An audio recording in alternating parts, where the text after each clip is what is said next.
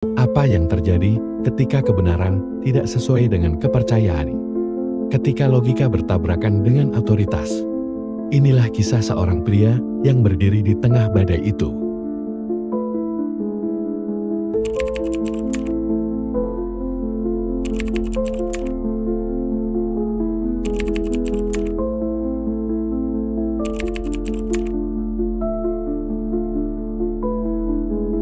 Bayangkan sebuah dunia di mana menyatakan bahwa bumi mengelilingi matahari bisa membuatmu dicap sesat. Bukan karena kamu salah, tapi karena kebenaran itu mengancam kekuasaan. Inilah kisah Galileo Galilei, bapak sains modern, yang harus berhadapan langsung dengan institusi paling berpengaruh di zamannya, Gereja Katolik.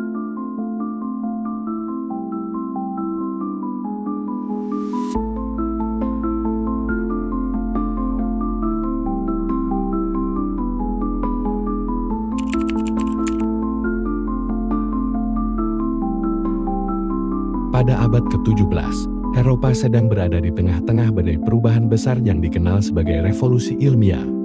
Tapi, akar dari perubahan ini sudah tumbuh sejak 2 abad sebelumnya, dalam sebuah era yang kita kenal dengan nama Renaissance.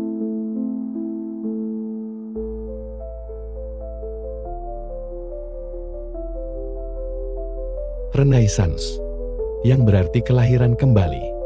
Bukan sekadar kebangkitan seni dan sastra klasik. Ia adalah titik balik dalam sejarah peradaban barat ketika manusia mulai berani bertanya, apakah segala hal yang diajarkan selama ini benar?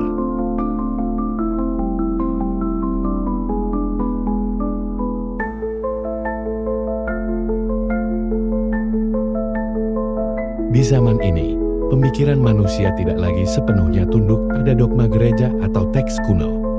Buku-buku karya Aristoteles dan Ptolemeus yang dulu dianggap mutlak, kini mulai dipertanyakan. Filsafat mulai digabungkan dengan metode observasi dan eksperimen. Matematika tidak hanya digunakan untuk berhitung, tapi untuk memahami hukum-hukum alam semesta.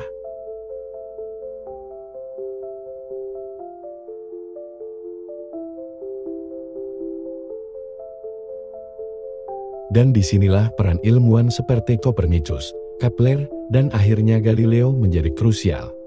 Mereka bukan sekadar pemikir di atas kertas. Mereka adalah penantang status quo, orang-orang yang berani mengatakan bahwa bumi mungkin bukan pusat alam semesta.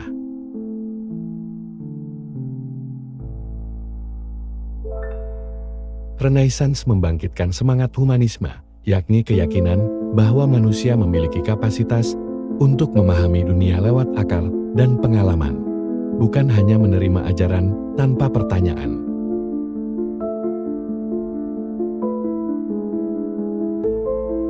Semangat ini mendorong kemajuan di berbagai bidang antara lain seni, yang kini lebih realistis dan mengagumi anatomi manusia, arsitektur yang kembali pada harmoni dan proporsi klasik, dan tentu saja ilmu pengetahuan yang mulai melepaskan diri dari kungkungan metafisika.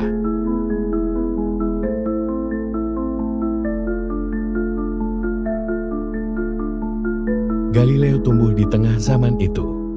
Ia mewarisi semangat kritis Renaissance, tapi juga hidup di dunia yang masih dikuasai oleh otoritas gereja yang tidak suka dengan pertanyaan-pertanyaan terlalu jauh.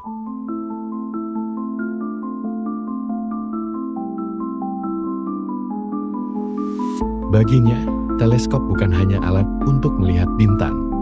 Teleskop adalah jendela menuju sebuah kebenaran yang lebih besar, yang tidak bisa dibantah, bahkan oleh institusi paling berkuasa sekalipun.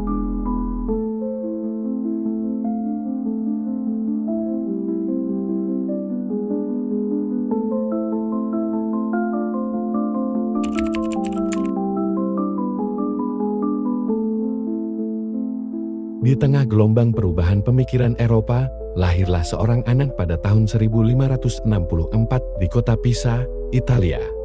Namanya Galileo Galilei. Sejak muda, ia menunjukkan minat besar pada matematika, fisika, dan terutama apa yang disebutnya sebagai bahasa alam semesta, pengamatan, dan logika.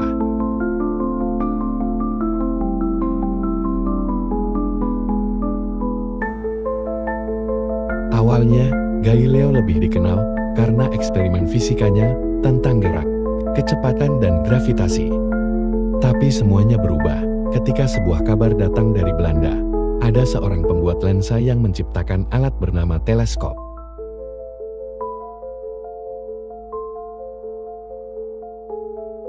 Galileo tidak puas hanya mendengar. Ia menciptakan versinya sendiri, dengan pembesaran jauh lebih kuat. Dan untuk pertama kalinya dalam sejarah, manusia melihat langit lebih dekat dari sebelumnya.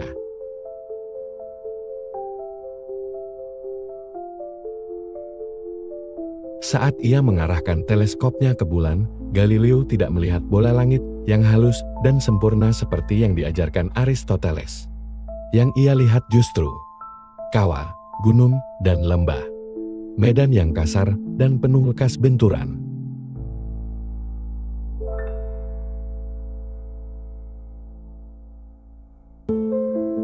Ini adalah pukulan pertama bagi anggapan lama bahwa benda-benda langit adalah sempurna dan tak berubah. Lalu, Galileo mengamati planet Jupiter. Dan di sana, ia menemukan sesuatu yang akan mengguncang fondasi kosmologi kuno. 4 benda kecil yang mengitari Jupiter. Kini, kita mengenalnya sebagai Io, Europa, Ganymede, dan Callisto.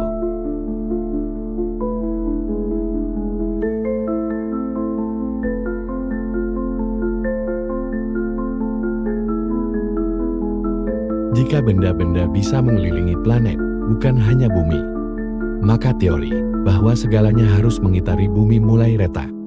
Dan kemudian, ia mengamati fase-fase Venus, yang hanya bisa dijelaskan dengan model heliosentris, bahwa Venus dan planet-planet lain mengelilingi matahari, bukan bumi.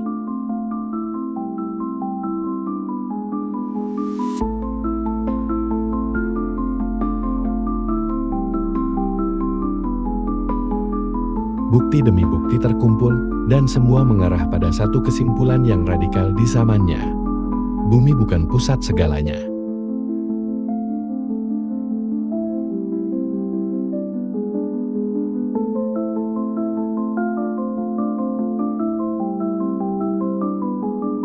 Bayangkan, sebuah teleskop kecil, buatan tangan manusia, mampu meruntuhkan pandangan dunia yang telah bertahan lebih dari 1000 tahun.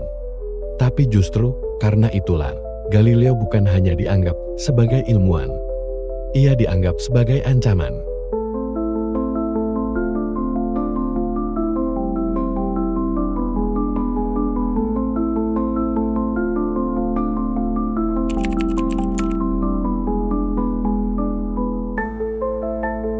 Sekitar 1 abad sebelum Galileo, seorang ilmuwan Polandia bernama Nicolaus Copernicus telah menanam benih revolusi kosmologi. Dalam karyanya yang monumental, De Revolutionibus Orbium Celestium tahun 1543, Copernicus mengusulkan sesuatu yang mengejutkan, bahwa bumi bukan pusat alam semesta, melainkan hanya satu dari beberapa planet yang mengorbit matahari. Ini disebut teori heliosentris. Helios dalam bahasa Yunani berarti matahari. Namun saat itu, ide Copernicus dianggap sekadar spekulasi matematis. Banyak ilmuwan menolaknya, dan gereja Katolik pun tidak menganggapnya ancaman serius. Setidaknya belum. Hingga kemudian muncul Galileo, yang tidak hanya mendukung teori Copernicus, tetapi menyediakan bukti nyata lewat observasi ilmiah.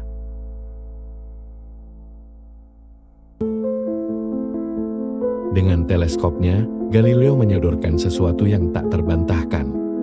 Bulan Jupiter membuktikan bahwa tak semua benda langit mengitari bumi.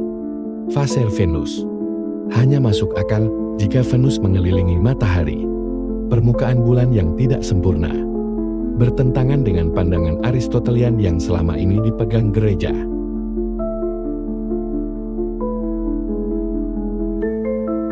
Dan disinilah semuanya menjadi jauh lebih berbahaya. Ketika Galileo mengangkat kembali teori heliosentris, ia tidak hanya mengusik pemahaman sains zaman itu. Ia menyentuh langsung keyakinan religius, bahkan struktur kekuasaan teologis Gereja Katolik.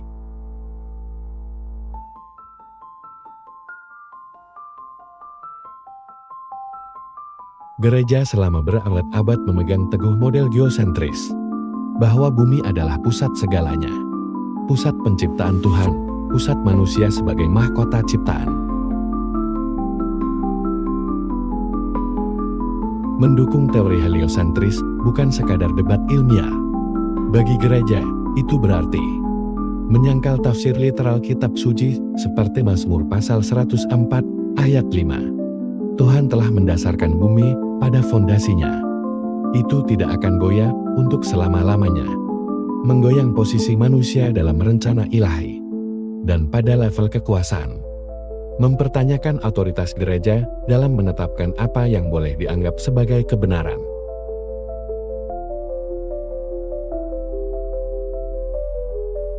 Bagi Galileo, ini adalah soal bukti dan logika.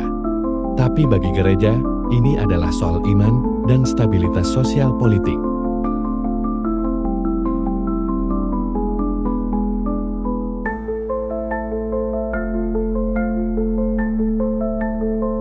Inilah awal dari konflik besar. Ilmu pengetahuan melawan dogma. Eksperimen melawan otoritas. Galileo melawan inkuisisi. Dan yang dipertaruhkan bukan hanya reputasi, tetapi kebebasan, keyakinan, bahkan nyawa.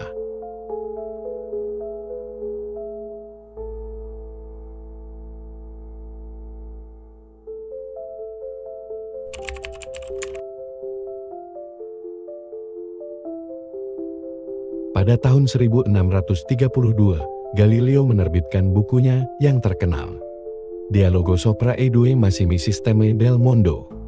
Dialog tentang dua sistem dunia utama.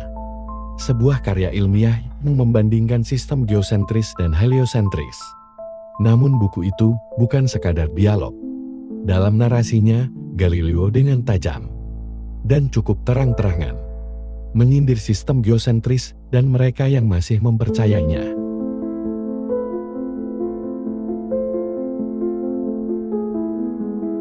Salah satu tokohnya, Simplicio, digambarkan konyol dan keras kepala.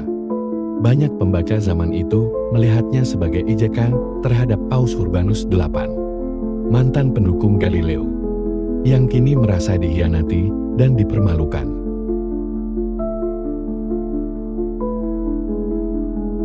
Reaksinya cepat. Gereja murka. Galileo dipanggil ke Roma, ke hadapan pengadilan inkuisisi.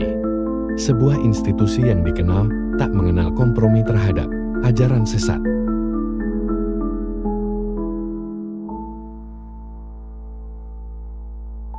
Saat itu, Galileo sudah tua, berusia hampir 70 tahun. Tubuhnya rapuh, tapi pikirannya tetap tajam. Namun di hadapan inkuisisi, kebenaran sains tidak cukup kuat untuk melindunginya. Apakah engkau menyatakan bahwa matahari adalah pusat alam semesta dan bahwa bumi bergerak mengelilinginya? Tanya mereka.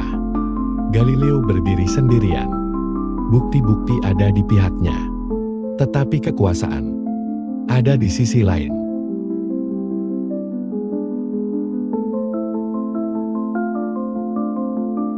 Ia diinterogasi berhari-hari, ditekan, diancam hukuman berat, bahkan siksaan. Inkuisisi bukan forum diskusi ilmiah. Ini adalah panggung pengakuan dan penyerahan diri.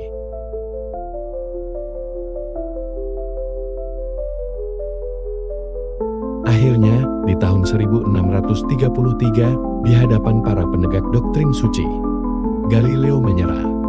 Ia dipaksa menyatakan bahwa matahari tidak berada di pusat alam semesta dan bahwa bumi tidak bergerak.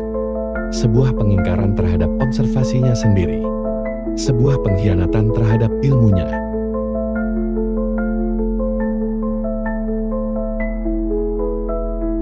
Namun, legenda mengatakan saat ia bangkit dari lututnya, ia berbisik pelan.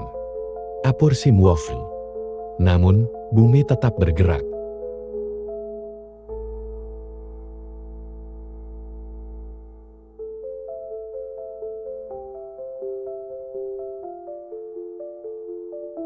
Galileo tidak dibakar di tiang. Namun ia dijatuhi hukuman tahanan rumah seumur hidup, dilarang mengajar, menulis, atau berbicara tentang teorinya. Dan di masa pengasingannya itu, dalam keheningan dan kegelapan, ia terus menulis. Karya ilmiahnya terus berkembang, meski tak lagi bebas disuarakan.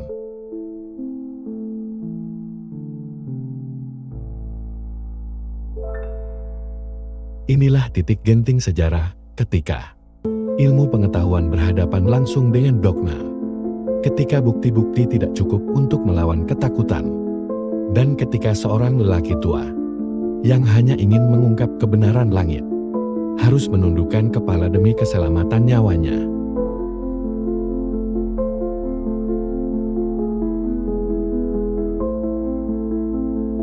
Namun meski dibungkam, suara Galileo tidak pernah benar-benar hilang. Ia bergema dalam setiap teleskop yang diarahkan ke bintang, dalam setiap anak yang bertanya, kenapa? Dan dalam semangat zaman yang tak pernah puas menerima sesuatu. Hanya karena begitulah katanya.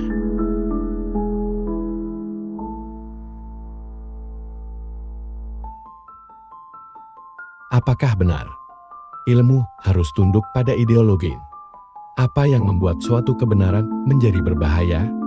Bagi Galileo, yang ia lakukan hanyalah mengamati dan melaporkan apa yang ia lihat. Ia tidak berniat memberontak, tidak sedang menantang kekuasaan. Ia hanya membuka mata dan mengajak dunia ikut melihat. Namun di mata kekuasaan, kebenaran ilmiah bisa menjadi ancaman. Ketika ia menggoyang narasi besar yang selama ini digunakan untuk mempertahankan otoritas.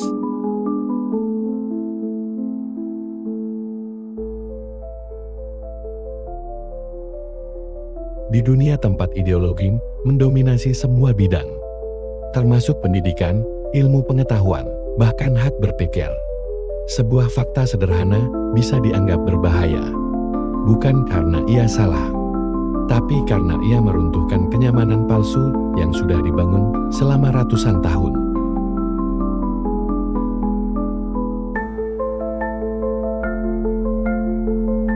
Warisan Galileo tidak berhenti pada teleskop dan bintang. Ia membuka jalan bagi revolusi ilmiah yang akhirnya melahirkan hukum gravitasi, mekanika klasik, relativitas, komputer, bahkan penjelajahan luar angkasa.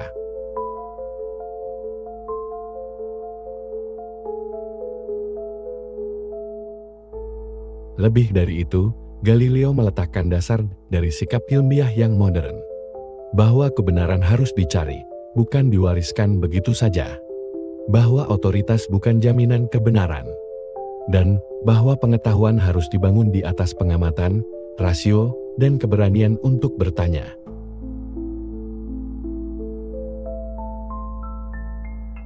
Tanpa Galileo dan semangat zamannya, mungkin hari ini kita masih mengira langit itu datar. Bahwa bumi tak bergerak, dan bahwa mempertanyakan hal itu adalah dosa.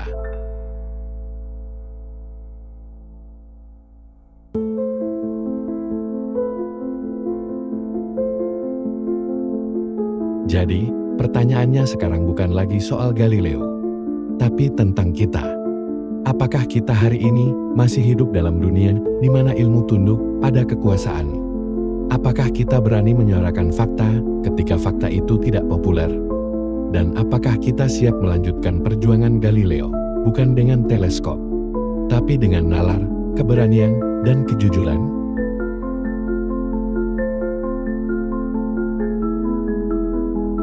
Di semua kebenaran mudah dipahami setelah ditemukan.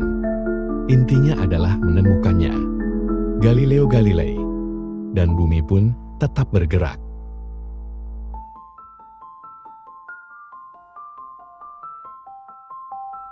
Inilah kisah tentang keberanian dalam mencari kebenaran. Bukan keberanian yang datang dari senjata atau kekuasaan, tapi dari titik paling rapuh dalam diri manusia.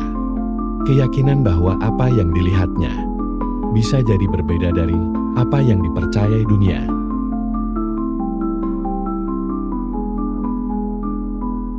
Ini adalah kisah tentang benturan abadi antara filsafat, sains, dan kekuasaan. tentang bagaimana logika dan pengamatan yang lahir dari rasa ingin tahu harus berhadapan dengan struktur kepercayaan yang telah mengakar begitu dalam. Struktur yang tak hanya melindungi doktrin, tapi juga menjaga tatanan sosial, politik, dan bahkan ketakutan.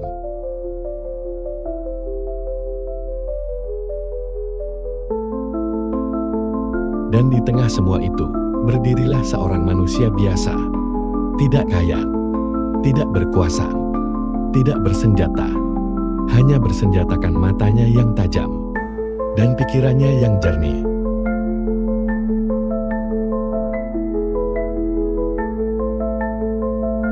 Dengan keberanian yang hening namun radikal, ia memutar teleskop ke langit malam dan melihat sesuatu yang mengubah segalanya.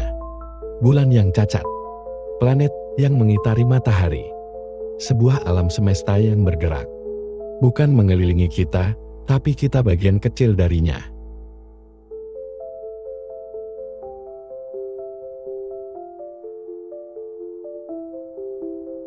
Galileo tidak sekadar melihat bintang. Ia mengguncang langit. Bukan secara fisik, tetapi secara makna. Ia menantang dunia untuk melihat dengan mata baru, untuk berpikir dengan kepala sendiri, dan untuk percaya bahwa kebenaran sejati tidak butuh izin untuk bersinar.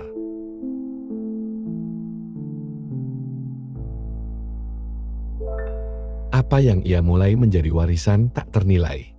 Bahwa ilmu pengetahuan adalah hak setiap manusia.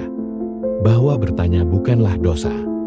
Dan bahwa dalam sejarah umat manusia, kadang satu suara yang bersikeras pada kebenaran cukup untuk mengubah dunia.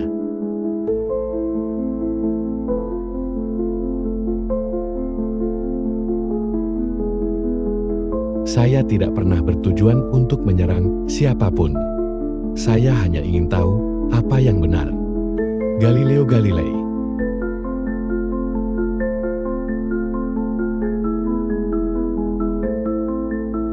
Sejarah bukan hanya tentang masa lalu.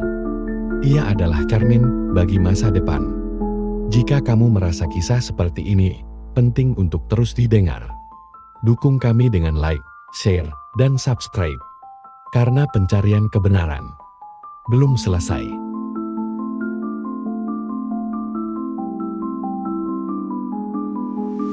Terima kasih sudah menonton. Sampai jumpa di video selanjutnya.